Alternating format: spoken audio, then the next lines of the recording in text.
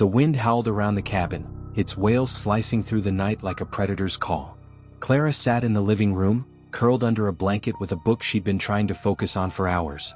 The cabin, her supposed retreat from the chaos of city life, felt less like a sanctuary and more like a cage tonight. The isolation that had seemed so appealing in the daylight now weighed heavy, pressing against her chest with an almost tangible force.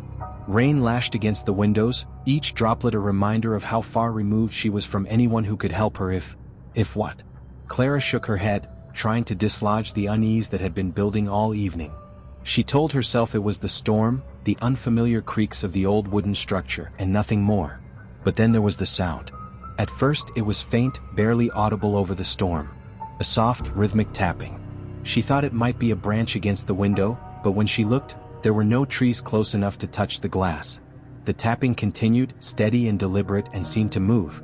It started near the kitchen window and then shifted to the one in the living room just behind her. She turned, the hair on the back of her neck standing on end. Nothing. Just the rain-streaked glass and the distorted reflection of the room behind her. She tried to return to her book, but the tapping persisted, more insistent now. Clara stood, clutching the blanket tightly around her shoulders, and moved toward the window. "Hello," she called out, her voice shaky and thin.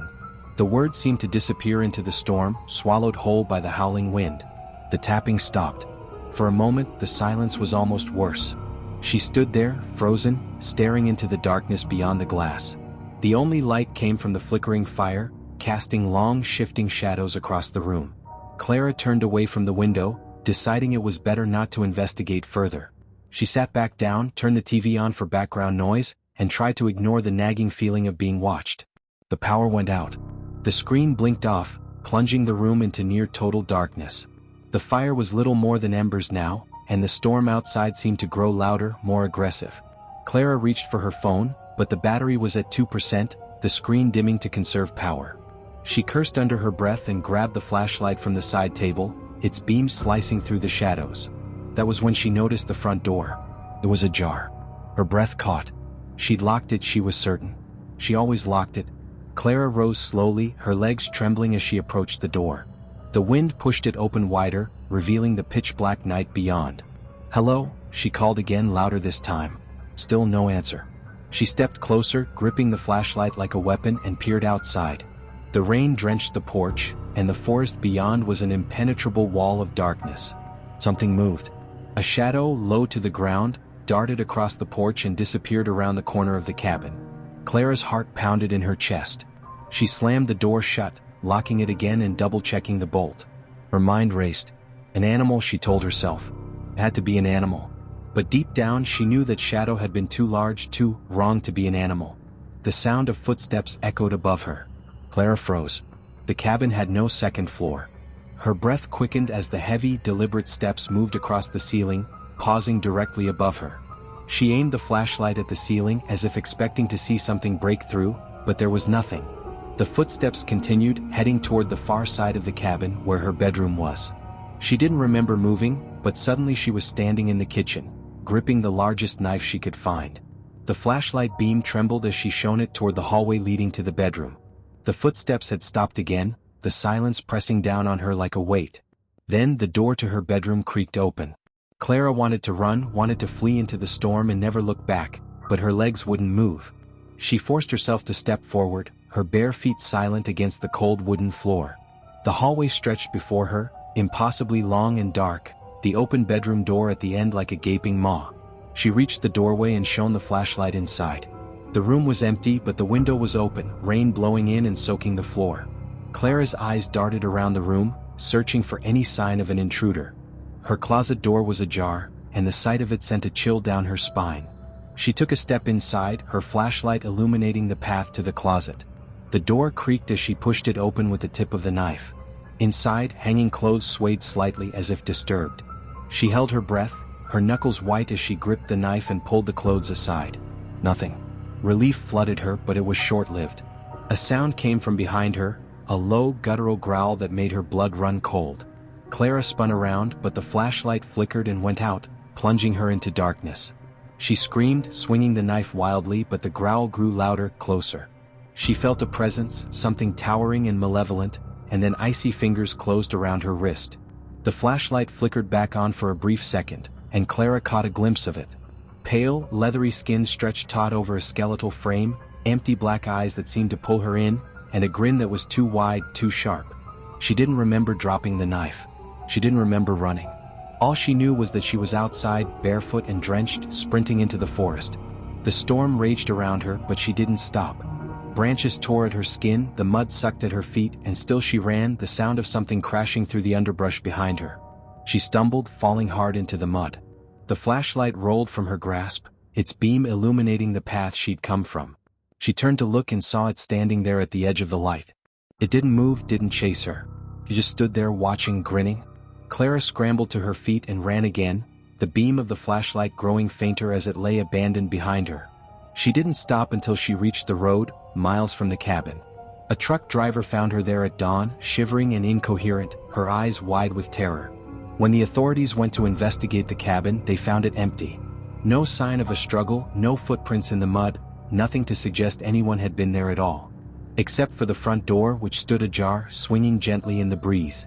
If you thought that was scary, wait until you hear this next story. The abandoned hotel stood at the end of the desolate road, its windows like darkened eyes staring out over the barren landscape. For years, the place had been a subject of local legend. Some said it was haunted, others claimed it was cursed. Few dared to approach it, and even fewer returned with coherent stories. Tonight, however, Sam had no choice. His car had broken down miles back, and the storm that raged overhead left him no other option. He approached the building cautiously, his flashlight cutting weak beams through the driving rain. The sign above the entrance hung crookedly, its faded letters barely legible. Ravenswood Inn? Sam hesitated. He was soaked to the bone, shivering and desperate for shelter, but the oppressive weight of the building seemed to push against him, urging him to turn back. The wind howled, sending a shiver down his spine that had nothing to do with the cold. Steeling himself, he pushed open the heavy wooden door. It groaned on its hinges, the sound echoing into the cavernous lobby. The air inside was thick and stale, carrying a faint metallic tang that made his stomach twist. The flashlight's beam flickered over peeling wallpaper, a grand staircase covered in a thick layer of dust, and a chandelier swaying slightly, though there was no draft. "Hello?" Sam called out, his voice swallowed by the oppressive silence. The only response was the steady drip of water from somewhere deeper in the building. He stepped inside, the door creaking shut behind him. The sound of the storm faded, replaced by the eerie stillness of the hotel. As he moved further in, his footsteps stirred up clouds of dust that glittered in the weak beam of his flashlight. He passed a front desk, its surface cluttered with old guest books and tarnished keys. One key in particular caught his eye, sitting alone on the counter. Room 214. The brass tag attached to it gleamed, untouched by time or grime. A chill ran through him, but he couldn't explain why. He picked up the key, its cold weight unsettling in his palm. Might as well find a room for the night, he muttered to himself, though the sound of his voice did little to calm his nerves. The staircase creaked under his weight as he ascended to the second floor. The hallway stretched out before him, lined with doors on either side. Most were closed, their numbers faded or missing altogether. The air grew colder as he walked, and the sound of his breathing seemed unnaturally loud. At last he found room 214. The door opened with surprising ease, revealing a room frozen in time. A bed with a faded quilt sat against one wall, and a wooden dresser stood opposite it, its mirror cracked but intact. The wallpaper here was peeling as well, but the room was otherwise unnervingly pristine. The bed looked made, the quilt smooth and unwrinkled. Sam set his bag down and closed the door behind him. He tried to tell himself that the unease he felt was just his imagination. The storm, the isolation, the stories he'd heard growing up, they were all playing tricks on his mind. He sat on the edge of the bed, the mattress sagging slightly under his weight. The room was deathly silent, the kind of silence that presses against your ears and makes your skin crawl. He lay back, exhaustion finally overtaking him.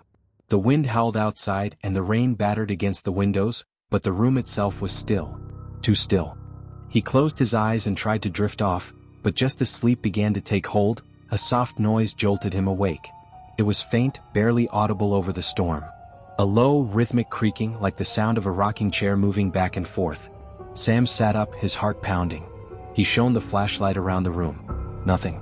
The chair by the window was empty, its legs unmoving. The sound stopped. For a moment he thought he'd imagined it. Then from the hallway outside came a faint whisper. A voice so low and distorted he couldn't make out the words. Sam's blood ran cold. He stood, his flashlight trembling in his grip, and moved toward the door. He pressed his ear against it, straining to hear.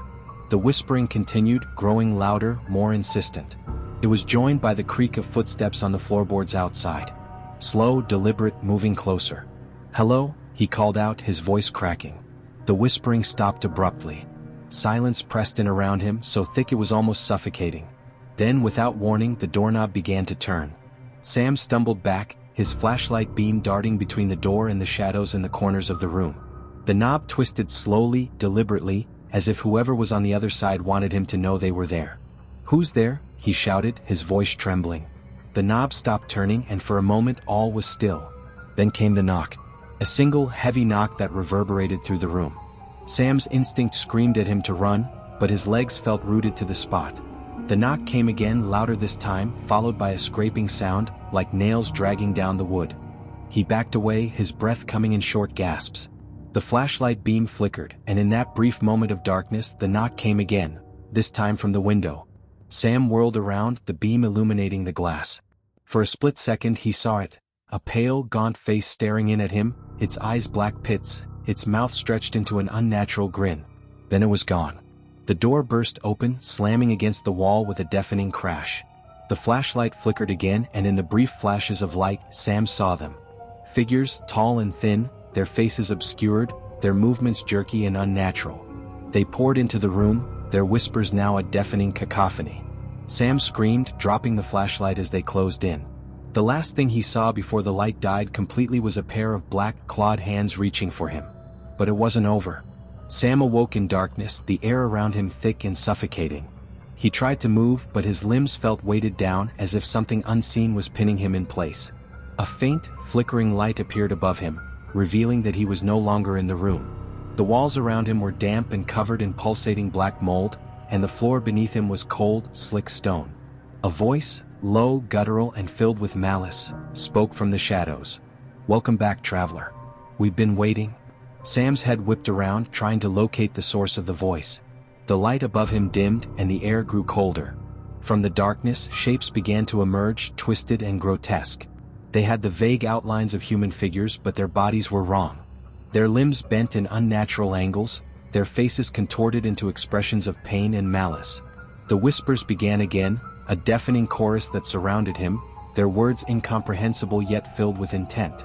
The figures moved closer, their jerky movements causing the air to shudder with every step. Sam struggled against the unseen force holding him down. He screamed, his voice raw and desperate, but the figures only laughed, a horrible echoing sound that reverberated through the chamber. One of them stepped forward, its face inches from his own. Its eyes were empty sockets, and its mouth stretched wide, revealing rows of jagged yellow teeth. It leaned closer, its breath rancid and cold, and whispered, "You will never leave." The light above him flickered one final time and then went out. The last thing Sam felt was icy hands dragging him down into the darkness, the whispers growing louder until they were all he could hear. Then silence. The Ravenswood Inn stood silent and empty once more. The storm had passed, and the road leading to it remained untouched. Sam's car was never found, and neither was he. But those who passed by the hotel in the years that followed swore they could hear whispers coming from within, and on stormy nights, some claimed to see a pale face watching them from the windows, its black eyes unblinking, its grin stretching far too wide. Brace yourself, because the next story is even more disturbing. The woods had always been a place of mystery and whispers in the small town of Hollow Creek. For generations, parents warned their children to stay away from Blackthorn Forest, a sprawling, ancient woodland that seemed to devour the sunlight even at the height of day. Rumors swirled about people who wandered too deep and were never seen again, about strange lights flickering through the trees at night, and about the cursed woman who was said to haunt its depths. Hannah didn't believe in curses. She'd grown up hearing the stories, of course. Every child in Hollow Creek did. But she was a journalist now, fresh out of college and eager to make her mark. When she heard about the strange disappearances near Blackthorn Forest, she saw it as an opportunity. A feature story about the so-called haunted woods might finally get her noticed. It was late afternoon when she parked her car at the edge of the forest. The sun hung low in the sky, casting long shadows over the gnarled trees. Hannah slung her backpack over her shoulder and checked her gear. Flashlight, notebook, voice recorder, and a camera with fresh batteries. She glanced at her phone. No signal. Typical. Okay, she muttered to herself, trying to ignore the knot of unease in her stomach. Just a few hours, get some photos, take some notes, and get out. The first hour was uneventful. The forest was eerily quiet, the only sounds her footsteps crunching through the underbrush and the occasional rustle of leaves. The deeper she went, the denser the trees became, their twisted branches forming a canopy that blocked out the remaining daylight. Shadows pooled around her, and the air grew colder, carrying a faint metallic smell that made her wrinkle her nose. She stopped to take a photo of a particularly ancient-looking tree, its bark knotted and split like an open wound. As the flash illuminated the scene, she thought she saw something move in the corner of her vision. Hannah spun around, her heart pounding. Nothing. Just the trees. Get a grip, she whispered. She pressed on, her unease growing with every step. The path she'd been following had vanished, replaced by a tangle of roots and moss-covered rocks. It was as if the forest had swallowed it whole. She glanced at her watch. Sunset was minutes away. That was when she heard the singing. It was faint at first, a lilting melody that seemed to come from everywhere and nowhere. The voice was soft and mournful, weaving through the trees like a thread pulling her forward. Hannah froze, her pulse hammering in her ears. She scanned the forest, her flashlight cutting through the gloom. "Hello," she called out, her voice trembling. The singing stopped. The silence that followed was absolute, pressing down on her like a weight. She took a step back, her instincts screaming at her to leave, but her curiosity kept her rooted to the spot. Then the voice returned, closer this time. It was clearer now, distinctly feminine, and filled with an aching sorrow that made Hannah's chest tighten. "Who's there?" she demanded, trying to sound braver than she felt. The trees around her seemed to shift, their shadows stretching and twisting into shapes that didn't quite make sense. Hannah took a shaky breath and turned toward the sound. Her flashlight beam landed on a figure standing just beyond the trees. It was a woman. At least it looked like one. She was pale, her skin almost luminous in the darkness, and her long black hair hung in wet strands over her face. Her dress was tattered and stained, clinging to her thin frame as though it were soaked through. She stood motionless, her head tilted slightly to the side as if studying Hannah. "Are you lost?" Hannah asked, her voice barely above a whisper. The woman didn't respond. She took a step closer, her movements unnaturally smooth as if she were gliding rather than walking. The metallic smell grew stronger, filling Hannah's nostrils and making her stomach churn. I can help you," Hannah said, though she wasn't sure she believed her own words. She took a step back, the flashlight trembling in her hand.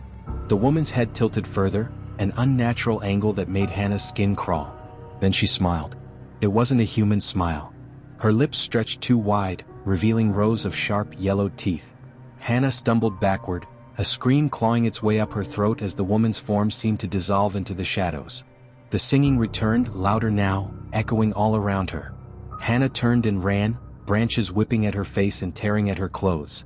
The forest seemed alive, the trees closing in around her, their roots reaching up to trip her. The singing followed her, growing more distorted, the voice now layered with low, guttural whispers that seemed to come from just over her shoulder. She didn't stop until she burst into a small clearing. Gasping for breath, she looked around wildly. The singing had stopped, but the oppressive silence was worse. Her flashlight flickered, the beam barely cutting through the darkness. She fumbled for her camera, desperate to document something, anything, to prove she hadn't imagined it all. When the flash went off, it illuminated the clearing for a split second. Hannah's blood ran cold. The woman was there, standing at the edge of the light, her head tilted and her wide, unnatural smile fixed on Hannah. Behind her, dozens of other figures emerged from the shadows, their forms distorted and wrong, their empty eyes glinting in the brief light. The camera slipped from Hannah's hands as the figures surged forward, their whispers rising to a deafening crescendo. She turned to run, but the ground gave way beneath her. She fell, her scream swallowed by the darkness. When she opened her eyes, she was lying on the forest floor, her flashlight dead and her camera shattered beside her. The sky above was streaked with the gray light of dawn. She scrambled to her feet, her body aching and her mind racing. She stumbled back toward the direction of her car, her breath hitching with every step. When she finally reached the edge of the forest, the sun was rising, casting its warm light over the trees. But Hannah didn't feel relief.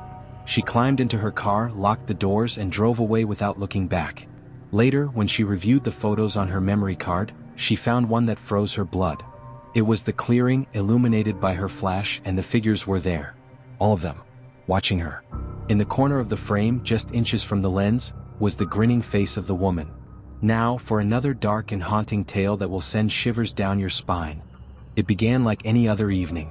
Lila leaned against the kitchen counter, a steaming mug of tea warming her hands. Outside, the winter wind howled through the dense forest surrounding the cabin.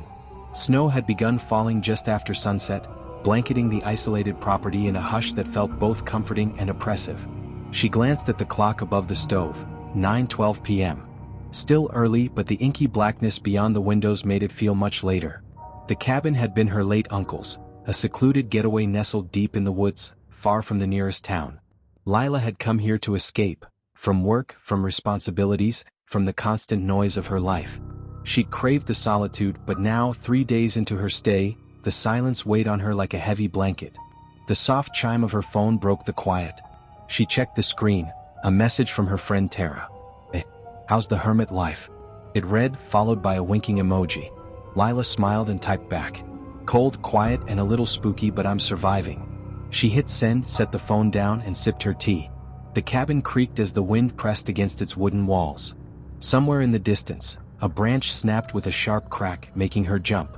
She laughed at herself, shaking her head. "Get a grip," she muttered. Deciding to distract herself, she walked into the living room and sank into the couch, pulling a blanket over her lap. The fire in the stone hearth crackled softly, casting flickering shadows on the walls. She'd left the curtains open, and beyond the large window, the snow continued to fall, transforming the forest into a sea of white. She grabbed the remote and turned on the old television. Static greeted her, the screen filled with dancing black and white snow. She frowned and flipped through the channels, but all she found was static. "Great," she muttered, setting the remote down. The wind howled again, louder this time, as if it were alive and circling the cabin. A faint sound reached her ears, a rhythmic, tapping noise. She paused, holding her breath, and strained to hear over the wind. Tap, tap, tap. Her eyes darted to the window.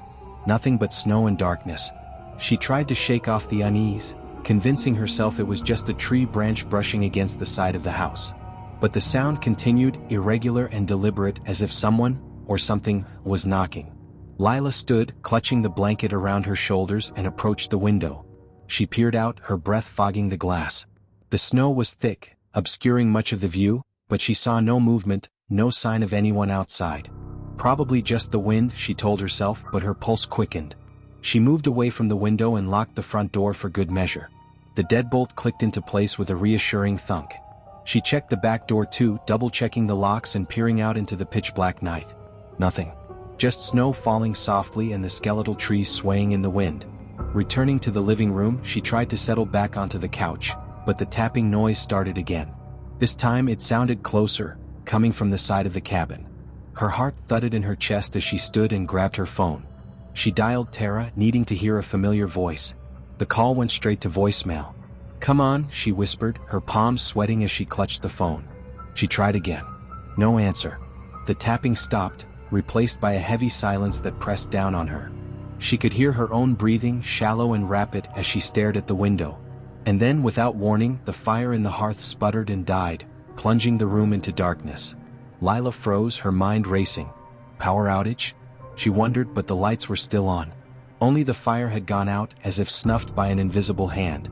She grabbed the flashlight she'd left on the coffee table and turned it on, the beam cutting through the darkness. Shadows danced on the walls, twisting and elongating as she moved the light around the room. And then she saw it. A figure standing just beyond the window. A tall, shadowy silhouette barely visible against the snow. It didn't move, didn't make a sound, but she knew it was watching her. Her breath hitched and the flashlight shook in her trembling hand. She stumbled backward, nearly tripping over the edge of the rug. When she blinked, the figure was gone. "No," she whispered, shaking her head. "No, no, no. This isn't happening." She wanted to believe it was her imagination, a trick of the light or her tired mind playing games. But deep down she knew it wasn't. She'd seen it. The tapping resumed, louder now, insistent. It came from the back door this time. Tap, tap, tap. Lila's stomach twisted as she crept toward the sound. The flashlight beam quivered as she approached the door. Her hand hovered over the lock, hesitating. She didn't want to open it, didn't want to see what was on the other side. But the tapping wouldn't stop. "Who's there?" she called, her voice trembling. Silence. She pressed her ear to the door, listening. The wind howled outside, but beneath it she thought she heard something else, a faint, guttural whisper. Her blood ran cold. Suddenly, there was a loud bang against the door, as if something had thrown itself against it. She screamed and stumbled back, dropping the flashlight. The beam spun wildly, illuminating the ceiling, the walls, the floor, and a pair of muddy footprints leading from the front door to the center of the room. Her heart stopped. She hadn't heard the door open. She hadn't heard anyone come inside. But the footprints were there, fresh and wet, trailing into the darkness beyond the flashlight's reach. The tapping had stopped. The wind had died. The cabin was deathly silent. And then she heard it. A low, raspy breathing coming from behind her. Slowly she turned, the flashlight shaking in her hands. The beam landed on the fireplace, now cold and dark. A shadow moved, slithering along the edge of the hearth. It rose, growing taller, taking shape. A face emerged from the darkness, pale and distorted, with hollow eyes that seemed to bore into her soul. Its mouth stretched into a grotesque grin, revealing rows of jagged teeth. Lila screamed, but the sound was swallowed by the oppressive silence. The thing lunged, and the flashlight went out, plunging the cabin into absolute darkness. Her scream echoed once, then was cut off. When the sun rose the next morning, the cabin stood silent, its windows frosted over. Snow covered the ground, erasing any trace of footprints. Inside, the living room was empty, the blanket still draped over the couch, the tea mug resting cold on the counter. But the front door was open, swinging gently in the breeze. That was only the beginning. Let's see what horrors await us in the next story. The last thing Mark remembered was the laughter. High-pitched, echoing, and utterly wrong. It had followed him through the trees, chasing him deeper into the forest as he ran, heart pounding and lungs burning. He had no idea how long he'd been running or where he was now. All he knew was that the laughter had stopped, leaving an eerie silence that was somehow worse. He stumbled to a halt, leaning against the rough bark of a tree to catch his breath. The night was oppressively dark, the crescent moon offering only the faintest glow through the dense canopy of twisted branches overhead. His phone had died hours ago, leaving him with no light, no map, and no connection to the world outside these endless woods. Mark swallowed hard, his mouth dry.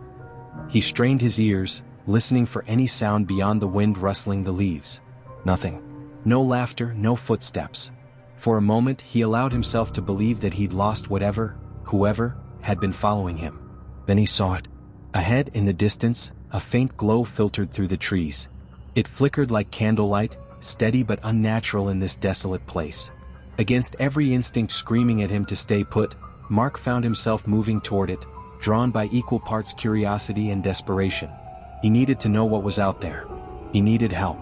As he approached, the glow grew brighter, revealing a clearing surrounded by trees that seemed impossibly tall, their branches twisting together to form a dense, impenetrable wall.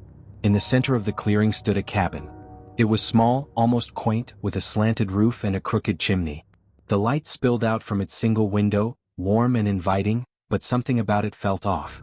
The door was slightly ajar, swinging gently as though beckoning him inside. Mark hesitated at the edge of the clearing. The air here felt different, heavier, as if the trees themselves were holding their breath. He glanced over his shoulder, half expecting to see something, lurking in the shadows. But there was nothing. Just the cabin and its flickering light. "Hello?" he called, his voice trembling. The sound seemed to vanish into the air, swallowed by the oppressive silence. No answer. He stepped forward, his sneakers crunching on the frosted grass. The closer he got to the cabin, the more his unease grew. The light didn't seem to have a source.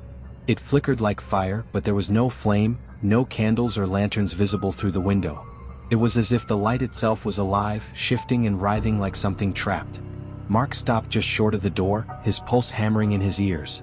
He peered inside, the dim glow casting strange shadows on the walls. The interior was sparse, a single wooden chair, a table, and an old stone fireplace. But it was the mirror that caught his attention.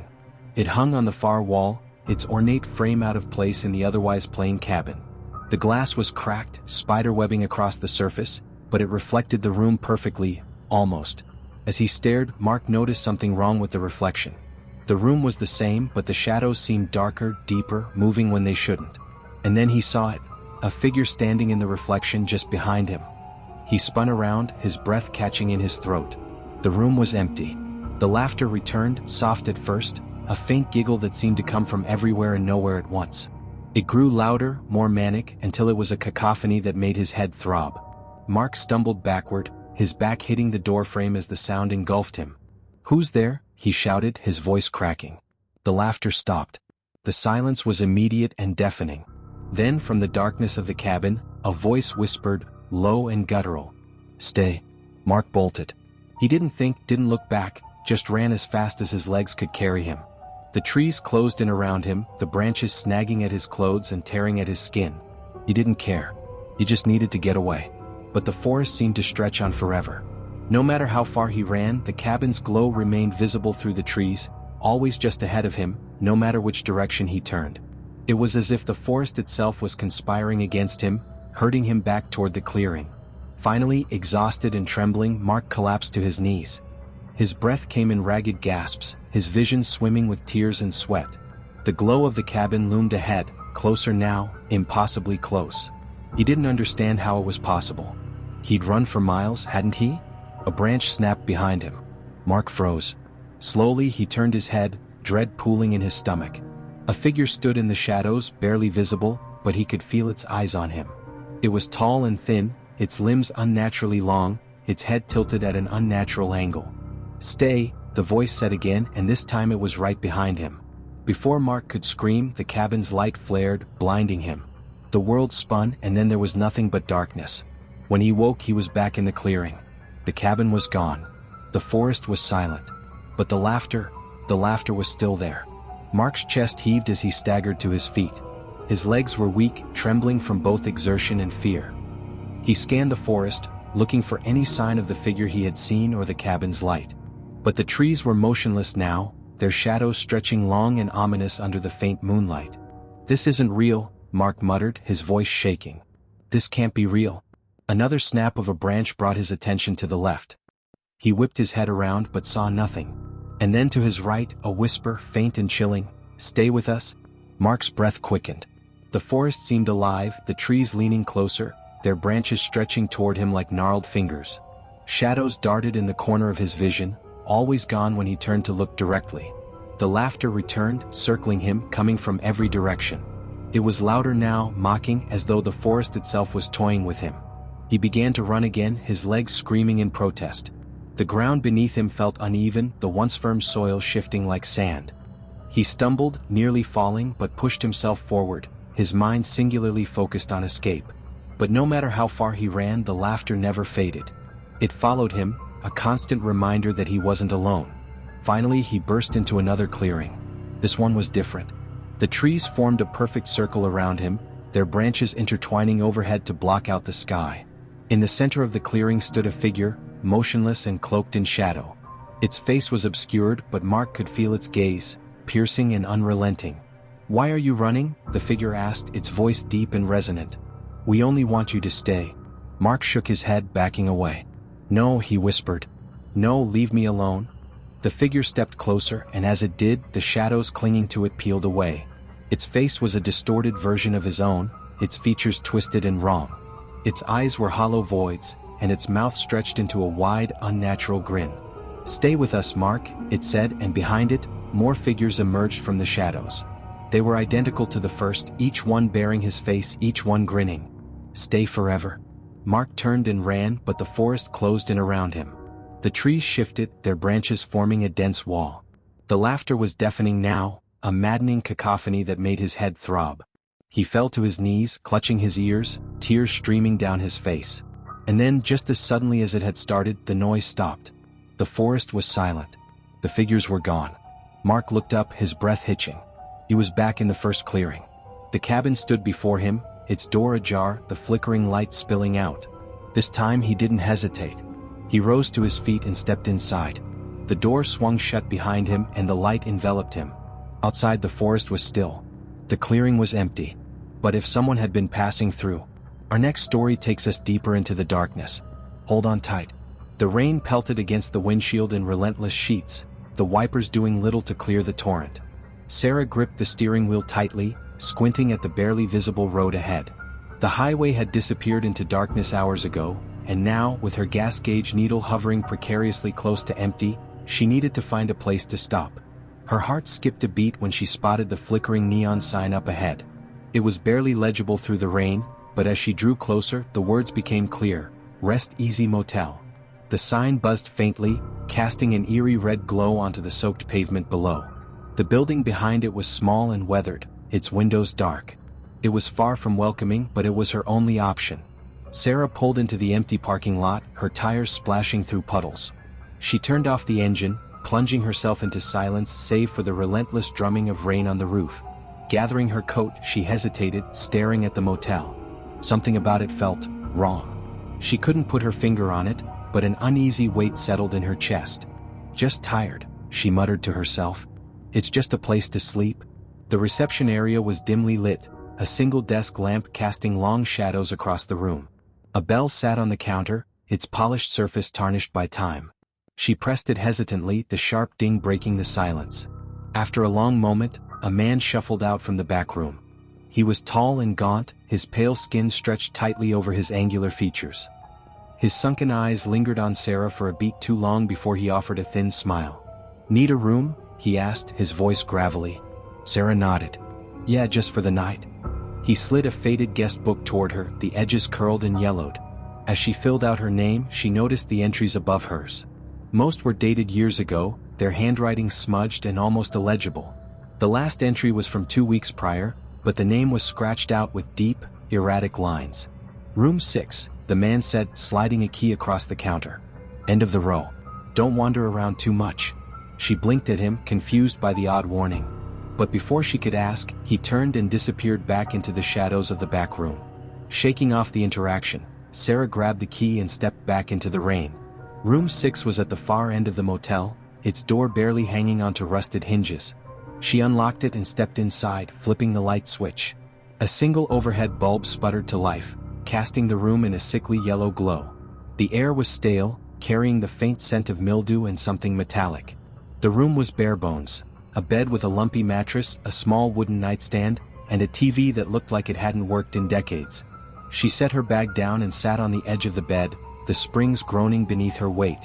Exhaustion tugged at her, but unease kept her awake. Her gaze wandered to the window.